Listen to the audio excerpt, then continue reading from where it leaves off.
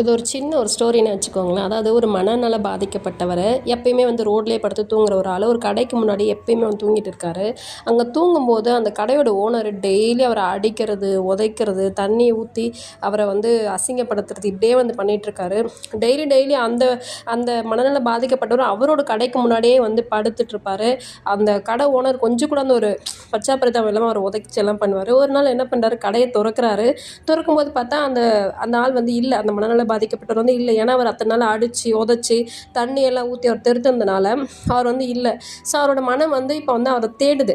எங்கே போனான்னு தெரியலையே அப்படின்னு சொல்லிட்டு ரொம்ப வந்து வெக்ஸ் ஆகிட்டு உட்காந்துட்டு தேடுறாரு. அந்த இடத்துல அவர் ஆள் இல்லை அப்படின்னு சொல்லிட்டு சுற்றி முற்றி பார்க்குறாரு, எங்கே இருக்கிறாங்களா அப்படின்னு சொல்லிட்டு பார்த்தா அங்கே ஒரு சிசிடிவி வந்து பார்க்குறாரு.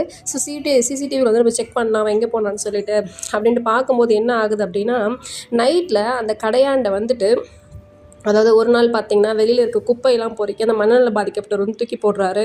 தூக்கி போட்டு அந்த இடத்துல படுத்துப்பார். இன்னொரு நாள் பார்த்தீங்க அப்படின்னா அந்த கடையில் வந்து ஏதோ பண்ணுறதுக்கு வந்து வராங்க கடையை.